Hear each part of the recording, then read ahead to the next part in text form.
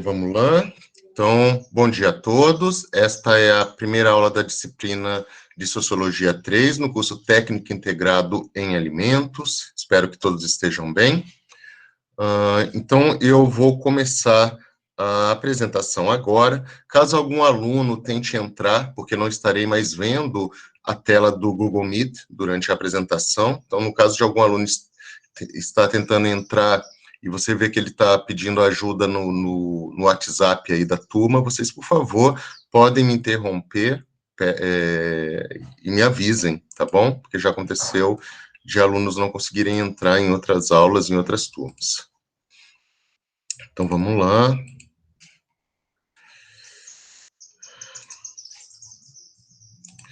Então, a aula de hoje, o tema dela é Introdução às Grandes Questões Sociológicas da Atualidade, módulo 1, Experiência, Indústria Cultural e Sociedade. O objetivo da aula de hoje, o geral, é compreender o conceito de indústria cultural de modo interdisciplinar, né? Dessa forma, a gente vai ver isso correlacionado com outras áreas do conhecimento, como a sociologia, a psicanálise de massas, né? Psicanálise social e a filosofia. Especificamente, compreender os conceitos de experiência e vivência para Walter Benjamin, da Escola de Frankfurt, compreender os conceitos psicanalíticos básicos de Sigmund Freud, o pai da psicanálise, no caso, o plano psíquico, né, a mente, e o mecanismo de sublimação.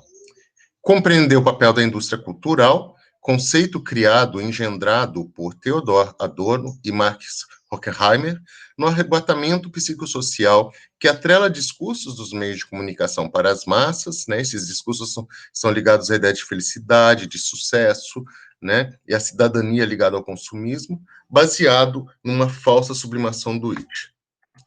Essa primeira imagem, né? Nós temos aqui um bebê fofinho, mas de uma maneira um pouco incômoda, na medida em que o Photoshop tatuou ele com várias marcas de transnacionais famosas, como a Sony, a McDonald's, Nike, Windows e etc. A questão geradora foi somos quem podemos ser. Entre aspas, diz respeito a uma música de um grupo de rock chamado Engenheiros do Havaí. Eu acrescentei, para fins didático-pedagógicos, um ponto de interrogação, né? Nós realmente, no tipo de sociedade em que nós vivemos, nós somos quem nós temos o potencial de ser, somos quem podemos ser, ou somos aqueles, digamos assim, acabamos sendo quem o sistema espera que nós sejamos. Fica aí como uma provocação.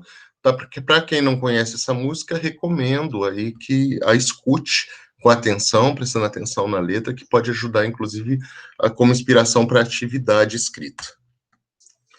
Bom, nós vamos, então, hoje estudar um pouco da teoria crítica da sociedade, chamada também de Escola de Frankfurt.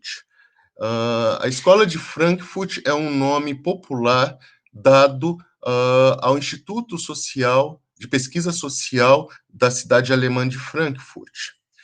Desde os anos 20, um grupo de intelectuais judeus alemães se encontraram, eram pessoas influenciadas pelo pensamento marxista e fundaram este instituto que fez grandes pesquisas na área de cultura, música, estética e etc. Temos aqui algumas fotos de alguns deles, né? O Max Horkheimer, Theodor Adorno, o Walter Benjamin e o Herbert Marcuse.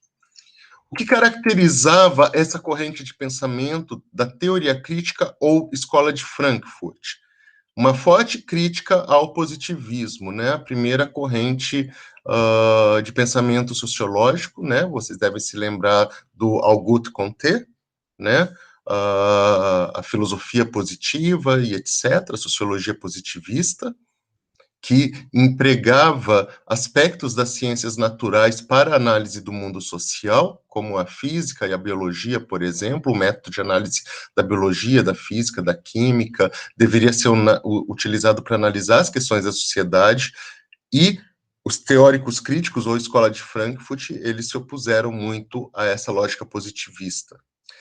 Havia uma crítica muito forte às ideias de Karl Marx, ao marxismo clássico, né? Só para nós lembrarmos, no marxismo existe uma infraestrutura econômica, base produtiva, e uma superestrutura na qual se situa a ideologia, a cultura, a religião, as instituições, etc.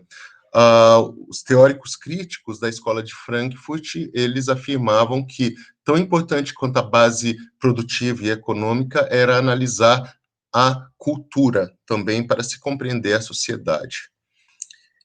Então, nesse sentido, eles incorporaram em suas análises a crítica literária, né, crítica de literatura, crítica musical, psicanálise e filosofia, para entender a vida social, os grandes problemas da humanidade. Então, nesse sentido, nós estamos vendo aqui, dentro de um tema muito mais amplo, que nós vamos estudar nos próximos ciclos de ANPs, os conceitos de experiência e indústria cultural, que depois vai nos levar a questões ligadas à sociedade da informação em rede e às redes sociais.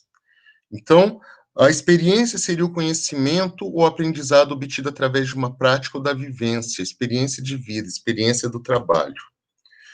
Bom, após essa delimitação do conceito de experiência, como a gente pode perceber nos dicionários, vamos ver aqui os conceitos de experiência e experiência de choque.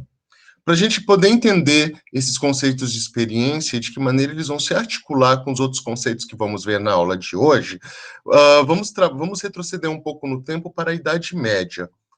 Nas sociedades artesanais pré-capitalistas, no feudalismo ou Idade Média Europeia, nós vamos ter um tipo de sociedade agrária baseada na agricultura, na pecuária, na mineração. Essas sociedades agrárias, então, estavam organizadas através de um trabalho manual artesanal. Eram sociedades baseadas na tradição oral. As aldeias, as vilas, as pequenas cidades medievais constituíam comunidades. Todo mundo conhecia todo mundo. As pessoas olhavam umas nos olhos das outras, haviam estado presentes nos nascimentos umas das outras, nos batizados, nos casamentos e nos funerais umas das outras. Então, era um mundo de comunidade na qual os valores, ensinamentos, aconselhamentos eram transmitidos de geração em geração através da oralidade, ou seja, da palavra falada de uma geração mais velha que transmitia para uma geração mais jovem. Então, aqui, essas imagens, elas tentam mostrar a importância da tradição oral, através da qual os valores ético-morais, os ensinamentos, os aconselhamentos, as regras, né, eram transmitidas através do folclore, dos contos de fadas, das narrativas, nas histórias, em uma sociedade na qual a maioria das pessoas não era alfabetizada, e, portanto, a palavra falada tinha uma importância fundamental. E nesse mundo pré-capitalista, o tempo era arrastado, era um tempo baseado na eternidade, e ele seguia o fluxo lento dos ciclos da natureza. Primavera, verão, outono, inverno. Havia o tempo da aradura, da semeadura, da colheita, né? Os festivais que comemoravam as passagens das estações dos anos, né? Uma cultura bastante religiosa, né? Uma cultura na qual ocorrem durante esses 1000 anos, que caracterizaram a Idade Média, do século V ao século XV, a consolidação do cristianismo e da Igreja Católica nesse sentido, tá? Então, Walter Benjamin, ele que vai analisar com bastante ênfase os conceitos de experiência, e no caso aqui a gente está vendo uma experiência tradicional que era constituída nesse mundo pré-capitalista medieval, e também em outras culturas que não estavam, digamos assim, influenciadas pelo modo de produção capitalista, né? Então eu não estou me referindo apenas à Idade Média Europeia. Aqui à esquerda, essa imagem mostra um ancião, em uma nação indígena, pré-colombiana, provavelmente a civilização Inca, aqui na América do Sul, transmitindo a tradição oral, seus ensinamentos para crianças e jovens, tá? Então, a gente também vê como que era o mundo pré-capitalista fora da Europa, e não apenas na Europa medieval. Walter Benjamin, então, vai chamar esse tipo de experiência pré-capitalistas nessas sociedades artesanais, agrárias, rurais, ele vai afirmar que a experiência era uma experiência tradicional, porque era baseada numa tradição oral, que transmitia as memórias, os costumes e os ensinamentos ético-morais de geração em geração. O tempo era eterno, e essa tradição oral orientava as pessoas ao longo das vidas. Os conselhos que eram transmitidos através dos ensinamentos, da palavra falada dos idosos para os mais jovens, poderiam ser utilizados quando as pessoas se deparassem com determinados tipos de situação ao longo das vidas. Elas relembravam as histórias que eram contadas, né, e poderiam usar os ensinamentos para resolverem seus problemas, tomarem suas decisões. Então havia laços comunitários, era um mundo de comunidade. E as pessoas se sentiam enraizadas em sua cultura, tá? Elas sabiam quem elas eram, é uma cultura milenar que era transmitida de geração em geração. É claro que a Idade Média não era nenhum paraíso, não era nenhum conto de fadas da Disney, né? É muito importante a gente relembrar que a Idade Média, né, o feudalismo é caracterizado por obscurantismo religioso, né, uma vigilância muito forte da Igreja Católica na vida dos camponeses. A maior parte da população, a maioria absoluta, era analfabeta, desculpe. A expectativa de vida das pessoas era muito baixa. Doenças, epidemias e pandemias terríveis, pestes, dizimavam a vida de milhões e milhões de pessoas, né, também pelas péssimas condições sanitárias nas quais as pessoas viviam. Entretanto, era um mundo de experiência tradicional. Vamos agora avançar um pouco no tempo, a gente sai agora da Idade Média, a Idade Média vai terminar por volta dos séculos XIV, XV, a gente entra na modernidade, as grandes navegações, o estabelecimento do mercantilismo comercial, séculos XV, XVI, XVII, vamos chegar no século XVIII, os anos 1800, caracterizados por grandes revoluções como o movimento iluminista. O iluminismo foi um movimento intelectual que surgiu durante o século XVIII na Europa e que defendia o uso da razão, associada à luz, contra o antigo regime aristocrático, ainda impregnado por resquícios medievais, que era associado às trevas. O iluminismo pregava maior liberdade econômica e política. Aqui nós temos à direita uma imagem do grande Immanuel Kant, né, que vocês já devem ter trabalhado com eles em filosofia, que escreveu obras como Crítica à Razão Pura, Crítica à Razão Empírica e Resposta para a Pergunta o que é Esclarecimento. Outra grande revolução, nessa vez no plano político, é a Revolução Francesa. Uma data fundamental dessa revolução, o ano de 1789, que marcou o início da nossa era, da Idade Contemporânea. Dentre suas consequências, destacam-se a Declaração dos Direitos Humanos e do Cidadão, que universalizou os direitos sociais e até hoje inspira constituições de países democráticos no mundo, como o Brasil. A Revolução Industrial Inglesa, que mudou a base produtiva. Aqui nessa imagem nós temos Londres, né, já no século XVIII, a fumaça, a poluição que vem junto com essa revolução industrial, né, e que vai criar, digamos assim, esse aquecimento global que nós estamos experienciando até hoje. Destaque para a criação da máquina a vapor, fundamental na indústria têxtil de tecidos inglesa. Bom, como resultado dessas grandes revoluções do século XVIII, nós vamos ter os séculos XIX, XX e XXI, marcados pelo advento do capitalismo, a consolidação do capitalismo industrial e um mundo cada vez mais urbano. Então, nós temos aqui, por exemplo, a inauguração da primeira linha de metrô em Londres, em 1863, já no século XIX, resultado dessas grandes revoluções do século anterior, do século XVIII, o advento da multidão, do operariado industrial. Aqui nós temos uma multidão de trabalhadores, né, se dirigindo à fábrica para mais um dia de trabalho. Então, aquele mundo que era rural, agrário, né, cujo tempo era lento e arrastado, ditado pelas estações do ano, aquele mundo onde o diálogo, a palavra, né, a oralidade tinha uma grande importância, é substituído por um mundo urbano, por um mundo industrial, e onde o tempo, né, vai se acelerar, porque o tempo agora ele tem que se adequar às engrenagens da máquina, né, das máquinas, da estrutura industrial, das linhas de produção, das esteiras das fábricas.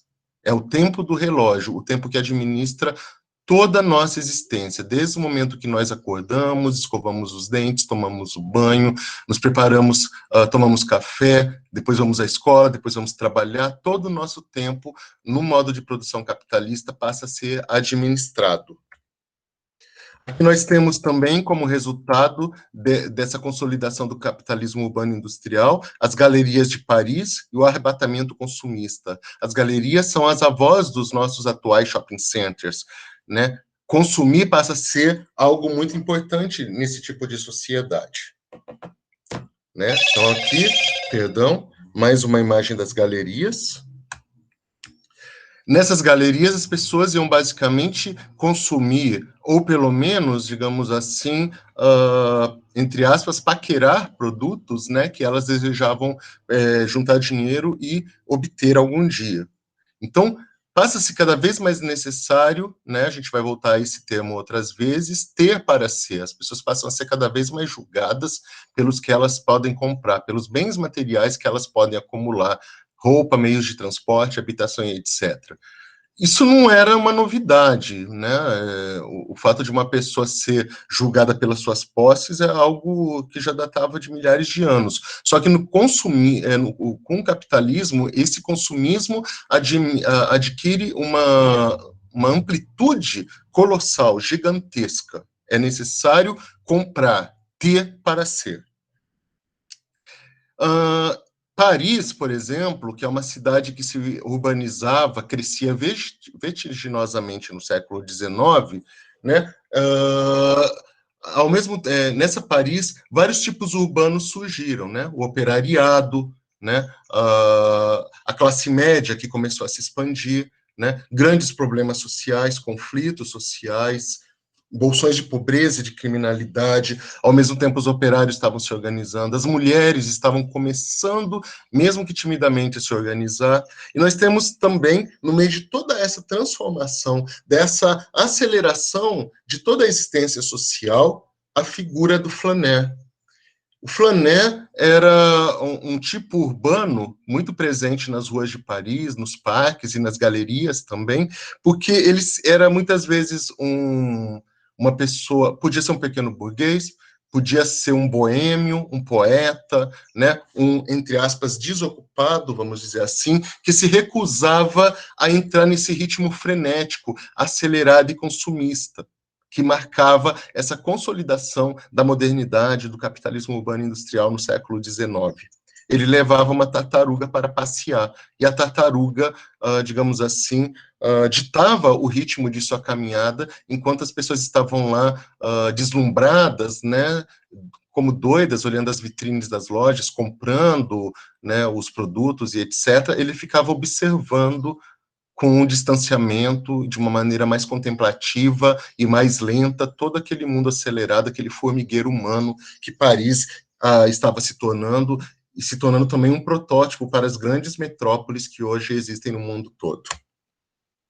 Então, nós temos uma lógica de tempo capitalista na qual o tempo é dinheiro, time is money, não é mais o tempo arrastado e eterno da Idade Média, das sociedades pré-capitalistas, artesanais. Aqui uma cena de tempos modernos, de tempos modernos, com o genial Charlie Chaplin, que mostra as vicissitudes, as dificuldades de um operário em se adaptar ao ritmo frenético das esteiras da fábrica. Lembrando que esse ritmo vai determinar a totalidade da existência social, que se adapta a esse modo de vida baseado na urbanização, na aceleração, todos juntos, amontoados nas grandes cidades, mas ao mesmo tempo sozinhos no meio da multidão, as pessoas que não se olham mais nos olhos, se acotovelando nas multidões e etc. né? O choque de estar esbarrando em alguém, o choque, a possibilidade de você ser atropelado por um bondinho, por um veículo, né? Uma experiência cada vez mais baseada no choque, o ritmo frenético das engrenagens da fábrica. Então, é um novo tipo de experiência que vai criar, entre aspas, uma profunda reprogramação sociocultural e psicológica na humanidade. O tempo é dinheiro, o choque se torna uma espécie de lazer, né? As imagens passam a ser consumidas pelas pessoas já no final do século XIX como entretenimento. Como é que a gente vai perceber essa questão do choque da imagem? A partir da exibição do primeiro filme da humanidade, que era chamado de A Chegada de um Trem na Estação, dos irmãos Lumière. Ele foi exibido em Paris no final do século XIX, e o filme, de poucos segundos, simplesmente mostrava a chegada de um trem na estação. Os irmãos Lumière convidaram intelectuais, artistas e pessoas influentes da sociedade parisiense para assistir esse filme, né? Exibiram ele num lugar fechado, num teatro, e quando o filme passou a ser exibido naquela sala escura, as pessoas nunca tinham visto uma imagem em movimento, né? Era algo bastante inédito na história, e as pessoas acharam, né, que aquela sobreposição de imagens né, de fotos que criava a ilusão de movimento, porque era isso que o cinema era naquela época, as pessoas acharam que aquele trem ia invadir a sala de exibição e matar, e atropelar todo mundo. E as pessoas saíram gritando do cinema.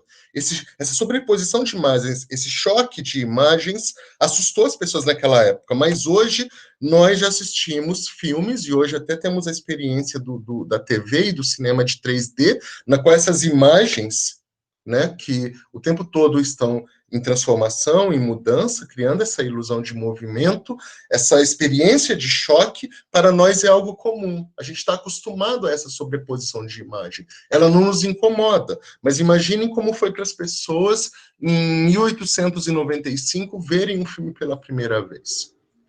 Para a gente ter uma ideia, né, de como a gente é condicionado socialmente e também psicologicamente, tenta imaginar como é que se comportaria uma pessoa de uma nação indígena isolada ou um camponês da Idade Média se a gente colocasse dentro de um cinema 3D.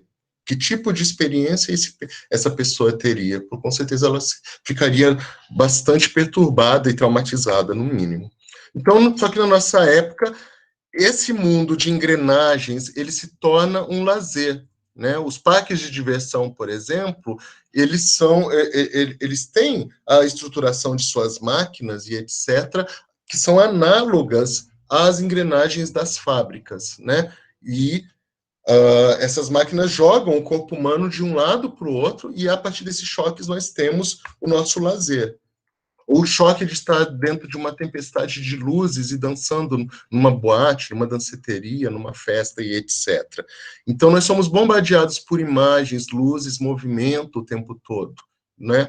E essa é uma outra característica da sociedade urbana industrial que emerge no século XVIII e se consolida nos séculos XIX, XX e XXI. Cinema 3D. Então, resumindo, nós temos uma experiência de choque no sistema capitalista, diferente da experiência tradicional de outrora. Walter Benjamin também vai chamar essa experiência de choque de vivência. Ela é caracterizada pelo declínio da tradição oral, né? A palavra, o ensinamento que era passado de geração em geração, ele perde a sua importância. Da mesma maneira, também perde a importância a figura do idoso, que começa a ser cada vez mais desvalorizada juntamente com a consolidação do modo de produção capitalista. Por quê? Porque no nosso sistema existe um culto muito grande à novidade e à juventude.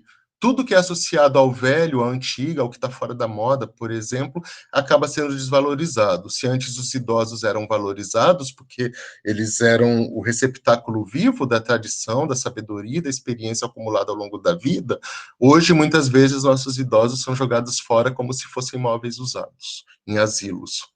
Lugares bastante tristes onde eles ficam para morrer. É claro que isso está mudando e muitos idosos estão se organizando hoje em dia e não aceitando mais esse papel que a sociedade consumista e imediatista criou para eles. É um mundo de desorientação, porque não existe mais uma tradição oral que vai orientar as pessoas ao longo de suas vidas. É um mundo de fragmentação, de individualismo, não existem mais aqueles laços comunitários, e, portanto, as pessoas se sentem desenraizadas. Bom, agora nós vamos ligar vamos entender os desdobramentos do conceito de experiência de choque ou vivência a partir do conceito de indústria cultural, que é o mais importante que nós vamos ver nessa aula. Entretanto, para nós compreendermos esse conceito de indústria cultural, nós vamos, além de trabalhar com os estudiosos da Escola de Frankfurt, da teoria crítica, Theodor Adorno e Max Horkheimer, né? A gente também vai trabalhar um pouco com a psicanálise freudiana. O que é a indústria cultural? No primeiro momento, podemos afirmar que diz respeito ao quê? Uma produção em série da criação cultural humana. A arte, a literatura, tá? E a própria produção industrial, ela, digamos assim, vai caracterizar toda a existência da humanidade, cuja cultura é padronizada, é transformada num mero produto que tem o objetivo de gerar lucro. A indústria cultural, ela existe para quê? Para fazer com que as pessoas se sintam estimuladas a comprar, a consumir constantemente. Para que elas se sintam estimuladas a comprar o tempo todo, a indústria cultural, a gente já vai entender melhor esse conceito, como é que ela funciona, ela vai irradiar um discurso, propagar um discurso de felicidade ligado ao consumismo desenfreado, um consumismo insaciável, ou seja, a difusão massificada de discursos ideológicos pelos meios de comunicação para as massas, como a televisão, rádio, jornais, revistas e, mais recentemente, a internet. Então, existe uma manipulação dos meios de comunicação, né, para as massas, feita pela indústria cultural. Esses meios de comunicação que o tempo todo estão a fomentar esse consumismo desenfreado. Então, nós temos aqui algumas imagens, né, satíricas. Aqui à esquerda, nós vemos uma pessoa manipulada pela televisão, pelos conteúdos da televisão. A mesma coisa, de uma outra maneira, pode ser visto na imagem à esquerda, né, a pessoa sendo manipulada como marionete, e à direita, uma pessoa tem seu cérebro retirado pela Rede Globo de televisão. É uma espécie de lavagem cerebral, podemos fazer essa análise da imagem. Os meios de comunicação para as massas mais tradicionais, né, a TV, o computador, o rádio, o jornal, e a gente pode pensar que nas últimas décadas houve uma ressignificação na medida em que o notebook, o telefone celular, o tablet, o computador, a própria internet, ela realiza uma correlação de todos esses meios de comunicação tradicional, né? Nas próximas aulas, quando a gente trabalhar com cultura digital, sociedade da informação e redes sociais, a gente vai ver, por exemplo, né, a gente já vê isso em nossas vidas, que com um simples telefone celular que foi criado há décadas atrás para a comunicação telefônica, hoje também funciona como um verdadeiro computador, né? A gente pode usar um celular para ler jornais, revistas, fazer pesquisa, assistir filmes, né, telenovelas e etc. Então, nós temos todo esse processo de manipulação, de acordo com o Theodor Adorno e o Max Horkheimer, das massas, do povo, pela indústria cultural que se dá através dos meios de comunicação para as massas. Aqui tem uma sátira, né, do Jornal Nacional, né, o William Bonner, creio que essa aqui esqueci o nome dessa apresentadora, eles estão falando boa noite, né, vamos começar a mentir para você, na medida em que as notícias seriam transmitidas de uma maneira editada de acordo com os interesses das classes dominantes. Mas vamos finalmente a Sigmund Freud. Sigmund Freud é considerado o pai da psicanálise. Nos séculos XIX e XX, ele criou uma verdadeira revolução ao mostrar a maneira como funciona a mente humana, que até então era um grande mistério. Bom, vamos, então, entender de que maneira esses estudiosos da Escola de Frankfurt, principalmente Theodor Adorno e Max Horkheimer, utilizaram a psicanálise de Freud. Eu vou fazer uma pausa, porque eu acho que tem alguém tentando entrar aqui, pessoal. Só um momento, por favor. Tainara. Pronto. Agora eu vou continuar aqui, tá bom? Então, nós vamos mobilizar esses conceitos de psicanálise para entender o conceito de indústria cultural. Então, vamos tentar entender as relações entre psicanálise, sociedade de consumo, né, consumismo, meios de comunicação para as massas e a indústria cultural, de um modo geral. Para Freud, a mente seria, metaforicamente, uma espécie de iceberg. Essa forma hidrológica, como vocês devem saber, né, seria formada por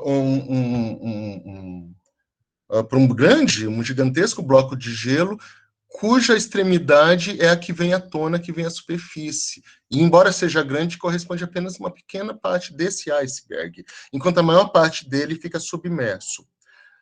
Essa parte emersa, essa parte que está na superfície, seria o consciente, a nossa percepção consciente da realidade, né? Então, aqui a gente tem aqui a mente consciente, né? Conscious mind. A maior parte da mente humana seria essa parte do iceberg que está submersa nas águas do oceano, the unconscious, ou inconsciente. Então, Freud comparou a mente com um iceberg. Então, a nossa mente, a nossa dimensão, o nosso plano psíquico seria formado por 3 instâncias que estão correlacionadas. Nós teríamos o id, que seria o instinto, as nossas pulsões, o nosso lado mais primitivo, mais próximo dos instintos, do nosso lado animal. Ele não é o lado animal, né, mas ele está mais próximo para essas características mais primais da humanidade. Então, esse seria o id, né, o grande inconsciente. Nós teríamos também o superego. O superego é um aspecto mais cultural. São as regras, a moral, a ética, os ensinamentos religiosos, as proibições e etc. Então, o superego ele é construído através da educação, que se dá primeiro momento no âmbito familiar, depois no âmbito escolar, religioso e em outras esferas da existência social, faz com que você, digamos assim, sem perceber, de uma maneira semiconsciente, vá internalizando todas as regras sociais desde a sua infância. O nosso ego seria a parte consciente, que seria o nosso eu, a nossa personalidade, né? O nosso aqui e agora que a gente percebe. O ego, ele tem que administrar as exigências do id com as exigências do superego, ou seja, o ego tem que conciliar o que nós queremos fazer, os nossos desejos, as nossas vontades, os nossos instintos, os nossos impulsos, com o que a sociedade espera da gente, ou seja, com as regras do superego. Então, vamos lá.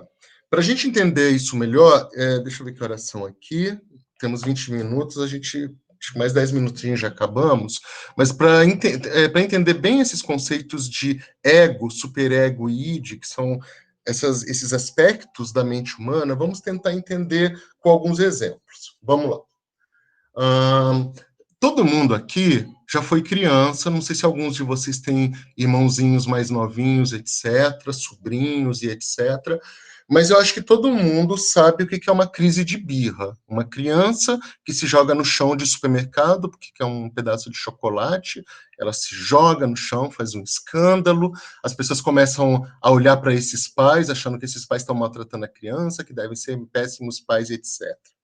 Essa criança que tá gritando, se atirou no chão por causa de um doce, por causa de um bombom, de um chocolate, etc., ela quer que a sua vontade seja satisfeita imediatamente. Essa criança de 2 anos, vamos supor.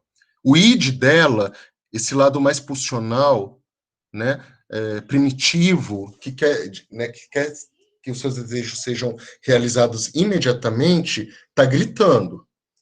Os pais têm 2 escolhas ali. Ou eles cedem ao desejo da criança, pelo amor de Deus, fica quieto, cala essa boca, as pessoas estão olhando, toa esse bombom e fica quieto, pelo amor de Deus. Daí eles estão reforçando o instinto da criança, essa criança vai acabar crescendo achando que tudo existe ao redor dela, em torno dela, né, e etc. Ela cresce mimada e acaba se tornando um jovem e um adulto infantilizados. Ou esses pais podem começar a colocar um freio no id da criança, ou seja, eles começam a criar e a reforçar o superego. Não, você não vai comer esse bombom, pode gritar à vontade, pode ficar aí atirada no chão, né? Porque você tem que entender que nem todas as suas vontades vão ser satisfeitas e você vai ter que lidar com a frustração, né? É como qualquer ser humano, ao longo do tempo, vai lidar. Nem sempre nossas vontades são satisfeitas. Então, o ego, nosso eu, o tempo todo ele está gerindo o que a sociedade espera na gente, o superego, no caso a gente deu um exemplo da educação familiar, e o que o id, o que nós queremos fazer. Um outro exemplo aqui, né? Vamos imaginar que vocês têm uma prova de uma disciplina difícil, não sei, imagine uma disciplina aí que tira o sono de vocês. Então, eu acho que tem alguém tentando entrar. Peraí. Caiane Batistel, seja bem-vinda. Então, imagine uma disciplina aí que tira o sono de vocês, né? Quando tem prova, vocês ficam assim pensando, né? Ficam igual uns doidos, com muita preocupação. Então, vocês imaginem que vai haver uma prova segunda-feira. Hoje é sexta, vai haver uma prova segunda-feira. Amanhã, um de vocês decidiu dar uma festa. Faz de conta que a pandemia já acabou, a gente está podendo, todo mundo está podendo se encontrar, ir à igreja, ir nas festas, ir ao cinema, etc. Então, um de vocês decidiu dar uma festa. Bom, você vai decidir se vai nessa festa ou não. Se você ceder ao seu id, você vai à festa, faz aquela bagunça, né? Acorda no domingo todo estragado, de ressaca, etc. E na segunda-feira você faz a prova muito mal e vai mal na prova. Você cedeu ao seu impulso, você pensou na sua necessidade imediata e cedeu ao id. Ou você vai escutar o seu superego, os seus deveres, né, os seus valores ético-morais, e vai passar o fim de semana estudando, e daí na segunda-feira você vai bem na prova. Então, o tempo todo, o nosso ego, o nosso eu, tem que administrar o id, os nossos impulsos, e o nosso superego, que são as vontades coletivas, as imposições coletivas, né, da sociedade. Então, nós temos aqui uma imagem do Homer Simpson, né? Quem conhece, quem acompanha os Simpsons, se vê que o Homer, geralmente, quando ele está para fazer alguma idiotice, às vezes a gente pode pensar que o superego dele, que seria esse anjinho, né, vai dar uma série de conselhos: não faça isso, não gaste esse dinheiro, não faça essa burrada, né? A Meg vai ficar com raiva de você. E o id dele também fica lá: não, faça isso, se divirta, coma tal coisa, faça tal viagem sem poder. Quem acompanha os Simpsons sabe que geralmente ele escuta mais o id dele do que o superego dele, tá? Só que o nosso id, ele tem que sair, ele faz parte da natureza humana. Essa força primal, instintiva, bastante sexualizada, inclusive, ela tem que sair. Porque nós temos esse nosso lado mais obscuro, mais primitivo, mais animal. Então, a humanidade, ao longo do processo civilizatório, do processo evolutivo, ela criou um mecanismo chamado de sublimação. É uma canalização e realização das demandas inconscientes do id, que são transformados em arte, em religião, em esporte, etc. Então, nós temos a sublimação, essa transformação desse id, dessas pulsões que poderiam sair de uma maneira destrutiva, se tornam algo construtivo, como a arte. A arte tem um coeficiente muito forte de racionalidade. A poesia, a música, o esporte, as grandes guerras, né, que eram travadas entre as hordas, as tribos, as aldeias pré-históricas, as disputas de território são transformadas em um jogo de regras, né? Então você invade o território do inimigo, você vai marcar um gol no território do inimigo, mas você não vai matar o seu inimigo. O esporte é uma maneira de transformar a guerra, o derramamento de sangue, em algo construtivo, criativo dentro de regras, né? A guerra ainda existe, nós temos aí uma maneira negativa de soltar o id através da guerra, mas existem maneiras que foram sublimadas. A sublimação faz isso. nem todo mundo consegue o tempo todo segurar o seu id. Nós, às vezes, ficamos nervosos, nós podemos nos tornar violentos, nós podemos ser grosseiros, nós podemos, né, ter atitudes que mostram que a gente não está segurando esse nosso lado mais instintivo. Aqui é uma imagem da Copa do Mundo do Brasil, que aconteceu no Brasil em 2014, no qual o jogador uruguaio Suárez, um grande jogador de futebol, ele ficava muito nervoso em algumas partidas de futebol, e ele, no meio do jogo, transmitido para bilhões de pessoas no mundo todo, ia lá e dava uma dentada na pessoa. Tá? Aqui ele está mordendo um jogador da seleção italiana, é o id dele que está, digamos assim, saindo de uma maneira destrutiva. Mas o que o Adorno e o Horkheimer vão afirmar que acontece com o id, com esse nosso lado pulsional, no sistema capitalista? Bom, no capitalismo, então, industrial, nós temos as grandes transnacionais, como aquelas lá que a gente viu que estão tatuadas, entre aspas, naquela foto do bebê que eu mostrei no primeiro slide. Bom, não adianta as grandes empresas produzirem celulares, roupas, computadores, se elas não venderem. Para vender, elas o tempo todo, através dos meios de comunicação para as massas, elas ficam propondo para as pessoas uma realização de suas vidas, de sua felicidade, etc., através do consumismo desenfreado. A pessoa o tempo todo está comprando e acha que comprando algo, além desse algo, ter a obrigação, ter o dever fundamental de satisfazer uma necessidade de alimentação, de vestuário, de moradia, muitas vezes é vendido como uma farsa a ideia de que esse produto vai trazer algo mais para a pessoa. Como a gente pôde ver no filme 1,99, um supermercado que vende palavras, né? Compra-se um produto e uma ideia, né, junto com esse produto. Tá? Uma ideia de sucesso, de felicidade, de realização. O carro da marca X, tá, ele vai me levar a tal lugar, mas ele também vai me dar status, vai me dar poder. Pode-se pensar da mesma maneira com uma marca de roupa, uma marca, um tipo de celular, e por aí vai. Né? As pessoas são valorizadas, então, pelos que elas têm, e não pelo que está na mente e no coração delas, pelo que elas são de verdade. Essa sublimação, então, no sistema capitalista, através do consumismo, irradiado pelos meios de comunicação da indústria cultural, são transformadas em uma falsa sublimação.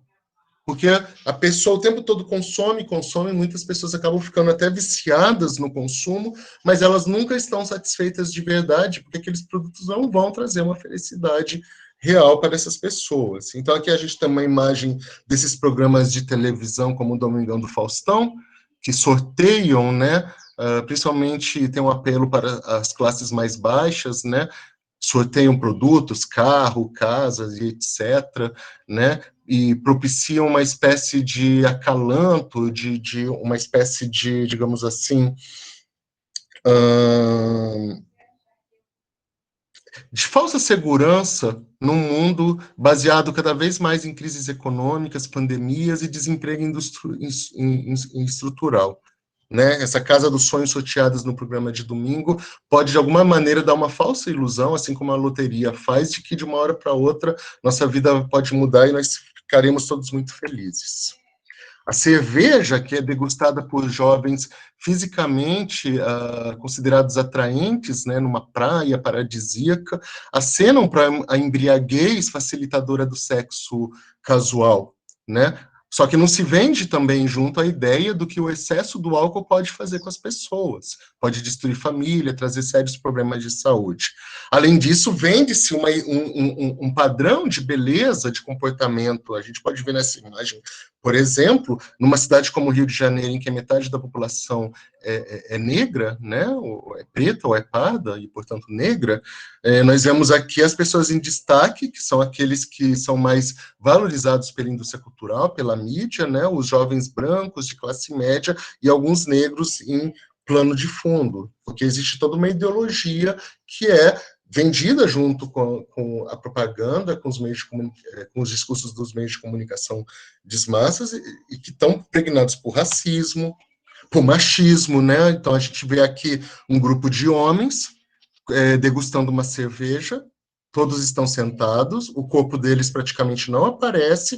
Agora nós temos uma mulher loira, né, em pé, uma boa parte do corpo dela está à mostra, né? Ou seja, o produto destinado para os homens, principalmente, beba essa cerveja, essa loira gelada, que você vai conseguir a loira que está em pé, por exemplo. Um discurso bastante machista. Além disso, a indústria cultural, através da propaganda dos meios, que é propagada pelos meios de comunicação para as massas, nos intervalos comerciais, nos anúncios, nos outdoors, ela vai vender, como eu já disse, o tempo todo, uma série de padrões estéticos. Desde a infância, bombardeiam as crianças, né? Esses padrões estéticos que são consumidos com produtos como a boneca Barbie, que propõe às meninas pequenas, né, padrões de beleza e de comportamento adolescente que recorrentemente levarão essas meninas à frustração quando elas entrarem na adolescência e muitas delas tentarem seguir esses padrões estéticos de beleza e inutilmente tentarem alcançá-los, né, levando muitas vezes elas à frustração e à decepção. Não é à toa que doenças, distúrbios estético-alimentares, como a anorexia, na qual a pessoa não come porque ela se vê no espelho muito gorda, mesmo ela sendo muito magra, ou a bulimia, na qual a pessoa também, para manter uma certa forma física, vomita a comida que come, ou a vigorexia, que são as pessoas que são viciadas em, entre aspas, malhação, em academias de ginástica, tomam anabolizantes, as chamadas bombas, e acabam prejudicando sua saúde. Então, os meios de comunicação das massas, da indústria cultural, desse processo de industrialização da cultura, que liga a ideia de felicidade ao consumismo desenfreadamente, fazem com que as pessoas, muitas vezes, sejam extremamente insatisfeitas consigo mesmas e com o próprio corpo delas. Tá? Esse é um outro problema de nossa época. Essas doenças que eu falei agora, esses distúrbios, esses transtornos psíquicos, alimentares, eles estão muito ligados a essa insatisfação com o próprio corpo e a mídia, aos meios de comunicação em massa e, portanto, à indústria cultural.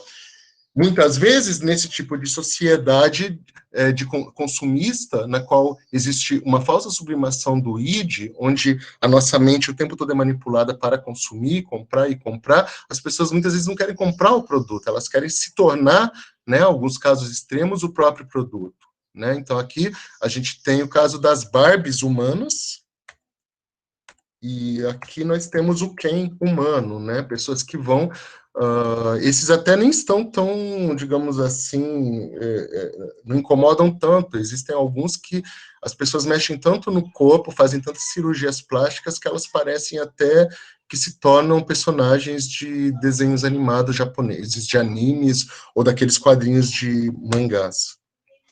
Todo esse processo vai acarretar uma semi-formação cultural nas pessoas, um processo educativo prejudicado, uma formação cultural lesada pela indústria cultural a serviço desse modo de produção capitalista. A síntese, então, o id, a sublimação verdadeira que se dá através da arte, do esporte, da ciência, da poesia, da música, né, que poderia fornecer ao ego, ao eu, à pessoa, ao sujeito uma experiência cultural plena, uma verdadeira formação cultural, graças à falsa sublimação consumista levada a cabo pela indústria cultural, faz com que o ego se torne um objeto dessa sociedade consumista, dessa sociedade que quer a maximização do lucro a todo custo, as pessoas o tempo todo comprando. Então, a gente acaba caindo numa semi-formação, uma experiência cultural lesada.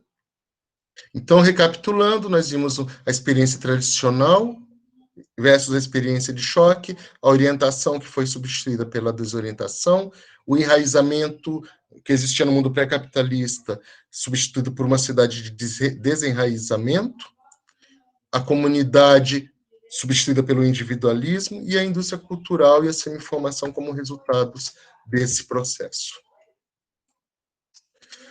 Bom, então, gente, agora eu gostaria de saber se ficou alguma dúvida, tá? A gente ainda eu acabei me detendo um pouco mais, né? Houve esses 4 minutinhos de atraso, eu peço desculpas pelo atraso, mas eu gostaria de saber, eu gostaria que vocês fizessem agora algumas colocações, dúvidas e etc. Tá? Gostaria de ouvir vocês um pouco, por favor. Podem usar o chat também, aqueles que não quiserem falar.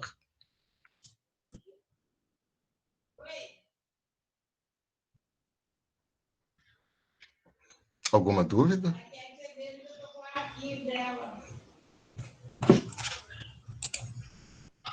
Tem alguém aí? Essas aulas, essas webconferências, às vezes parecem sessões espíritas, né? A gente fica aí, tem alguém aí, do outro lado, e aí? Obrigado, Vitória! Tá tranquilo para mim, valeu. Amado, ele... Professor, pode falar, alguém está falando aí? oi. Eu só não entendi muito bem a atividade, né? Que é para fazer uma redação, eu acho. Só que eu não sei se é para fazer ela tipo modelo Enem com proposta de intervenção mesmo, ou se é para fazer uma redação mais em outro modelo, ou tipo. E daí é para fazer com alguma das temáticas que tu colocou lá, ou como seria? Você pode usar uma da... como você... quem que falou mesmo? Desculpe. Vanessa? Quem que fez a Isso. pergunta? Ô, Vanessa, tudo bem? Então, é o seguinte, você viu que o tema geral foi experiência e indústria cultural, né? Sociedade de consumo. Mas a gente tem vários subtemas que você pode abordar. Se você quiser, por exemplo, eu estava falando dos distúrbios estético-alimentares, como a bulimia e a anorexia, e você quiser ligar essa questão à insatisfação com o corpo, ao consumismo, à indústria cultural e etc., você pode desenvolver um subtema dentro desse tema geral. Então, existem inúmeras possibilidades que você pode ter. Você pode fazer também uma análise do filme, né, a partir desses conceitos que a gente viu agora. O texto é dissertativo argumentativo, ou seja, a análise do tema deve ser feita correlacionando esses conceitos e de uma maneira que também mostre que você está dialogando com esses conceitos, está fazendo suas críticas e até mesmo propondo formas de superação para os problemas que você pode perceber. Então, nesse sentido, se você quiser aproximar esse texto dissertativo argumentativo a um padrão mais próximo do Enem, você pode fazer isso sim. O que eu queria que vocês evitassem? O uso da primeira pessoa no singular, tá? O uso de termos como eu acho, tipo assim, etc., que são marcas da oralidade, de gíria e etc., para que ele tenha um aspecto, digamos assim, mais acadêmico, mais científico mesmo, né? No caso da sociologia, mais sociológico. Consegui explicar, Vanessa? Ficou mais claro? Sim, deu para entender sim. Muito obrigada. Nada. Oi, Mariana. Eu assisti aquele filme que tu recomendou e eu não entendi nada. Tinha que citar. E eu não sei como que eu vou citar, sendo que eu não consegui. Tá. Eu não estou rindo de ti, eu estou rindo porque é assim que eu me senti quando eu assisti ele pela primeira vez, alguns anos atrás. Os filmes do Mazagão, que é o diretor, que também produziu um filme chamado Nós que Aqui Estamos, Por Vós Esperamos, eles são filmes muito, digamos assim, cada quadro, cada segundo é uma metáfora, entendeu? Então, por exemplo, o filme basicamente mostra as pessoas impregnadas por essa lógica consumista, né, por esses discursos ideológicos que atrelam a ideia de que você vai ser feliz, bem-sucedido, mais bonito, mais forte, melhor, de alguma maneira, ao consumo. Você percebeu que os produtos, Mariana, que estavam ali, a maioria deles ali vendia algum tipo de ideal, né? Sim, essa parte eu compreendi, mas tipo, eu não entendi que tinha muito consumismo. Ele estava fazendo uma crítica ao consumismo e a gente comprar produtos para chegar em uma felicidade, né? Praticamente. Exato. Mas eu só consegui entender isso. Como eu disse, são metáforas. Não sei se você se lembra, nos primeiros 15 ou 20 minutos há uma cena em que dois homens disputam um último produto que tinha restado numa prateleira e eles começam a se espancar. com bastante violência. Quando eu assisti, por isso que eu ri quando você falou, porque eu também fiquei, o que é isso que eu estou vendo? Que loucura é essa, né? O que estava passando pela cabeça do roteirista, do diretor? Eu também fiquei nessa confusão. Depois de assistir algumas vezes, né? Isso que é legal, esse filme é como você analisar uma obra de arte, uma poesia, né? É um filme de tese, é um filme que tem que ser decifrado. Então, depois que eu fui percebendo, não, esses homens estão se esmurrando por causa de um produto, porque essa coisa, esse produto, acaba tendo mais importância para eles do que as outras pessoas. Então, eu poder estapear, bater, esmurrar alguém para conseguir comprar esse produto é algo importante, porque esse produto é tudo para mim. O que ele vai vender, o que eu vou conseguir, o que ele diz, o que o rótulo dele afirma que eu vou consumir, que eu vou consumir, que eu vou adquirir, a partir do momento que eu compro esse produto, vai fazer com que eu seja melhor. Então, se eu tiver que bater em alguém, até matar alguém por causa desse produto, porque essa coisa que é produzida pela sociedade capitalista, pela indústria, e que é divulgada pelos meios de comunicação da indústria cultural, acaba ganhando uma dimensão maior do que a própria pessoa. Ou seja, né, na sociedade consumista, capitalista, a coisa acaba sendo humanizada, o produto acaba ganhando uma dimensão humana, acaba ganhando vida própria. Não sei se vocês lembram do fetiche de mercadoria, aquele conceito do Karl Marx, no qual as mercadorias acabam adquirindo vida própria, né? E as pessoas acabam sendo coisificadas, vistas como menos importantes do que uma mercadoria, né? Muitas pessoas não pensariam duas vezes em matar alguém para defender um produto que elas compraram, por exemplo. Né? A gente pode pensar, peraí, mas eu estou defendendo a minha propriedade, etc. Tudo bem, a coisa é complexa, eu não quero fazer uma simplificação aqui. Mas muitas pessoas valorizam mais as coisas, ou valorizam as pessoas pelas coisas que elas compram, do que pelo que elas são, pelo que está. É mais importante a marca do seu celular, da sua roupa, do seu computador, do que o que está aqui e o que está aqui. Então, nesse sentido, por exemplo, é só essa cena, né? Existem inúmeras outras cenas, por exemplo, que mostram de que maneira as pessoas acabam valorizando mais a coisa do que as outras pessoas. E elas acabam aceitando isso como algo natural. Esses dois homens começam a bater um no outro e as pessoas ficam observando aquilo como algo natural. Demora para eles interromperem a briga, né, para alguém fazer alguma coisa antes que eles acabem se machucando feio, porque é natural isso. Também uma outra cena bem emblemática mostra uma moça magra que vai para um provador, acho que ela vai, eu não lembro bem a última vez que eu assisti, mas acho que ela vai com uma bermuda, uma calça, alguma coisa assim. Num primeiro momento, dá a impressão que ela entrou num provador e do lado dela entrou uma mulher, uma outra pessoa, digamos assim, entre aspas, mais gorda, tá? E a gente fica pensando, tem uma moça magra e uma moça gorda provando um produto. O que é isso? Qual que é a relação? Depois a gente vê que, na verdade, essa moça magra e essa moça mais gorda, né, não gosto do termo, mas não me vem outra nesse momento, ela está se olhando, é a mesma pessoa se olhando no espelho. Lembram do que eu falei da anorexia? Né? Ela está se vendo muito mais gorda do que ela é de verdade, por causa dessa insatisfação com o próprio corpo. Né? Quantas meninas e meninos também, né, muitas vezes assim estão com um peso razoável, estão saudáveis, mas acham que estão muito gordas, né? Ficam o tempo todo procurando defeitos, etc., para que elas possam se adaptar a esse padrão estético da indústria cultural, da mídia, dos meios de comunicação para as massas. Né? Então, Mariana, é um filme, assim, ele é para assistir várias vezes, tá? Porque ele é basicamente formado por metáforas e alegorias visuais. Ficou um pouquinho menos obscuro para ti? Sim, ajudou bastante, professor. Tá? E quando eu ri, eu dei aquela risada, eu não estava rindo de ti, tá? Porque eu também realmente tive essa... Quando eu assisti a primeira vez, eu não entendi nada também. Eu fui começar a entender um pouco melhor depois da segunda, terceira vez, tá? É um filme para abrir os chakras sociológicos de vocês mesmo, tá bom? Mais algum? Beleza? Deixa eu ver, tem algumas observações. Gente, já passou 6 minutos, tá? Eu já vou liberar vocês. Quem precisar sair, fica tranquilo, porque já passou do tempo, tá? Aqui o professor chegou a ler o meu texto. Vitória, Vitória, cadê você? Vitória, foi você que tinha me mandado um e-mail pedindo para eu fazer uma pré-leitura do texto?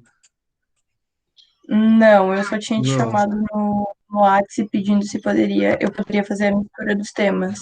Não consegui ler ainda, Vitória. Eu devo. Tá A bem correção, ela vai ser feita ao longo dessa semana, tá? Até o final da semana que vem eu devo corrigir todos os textos.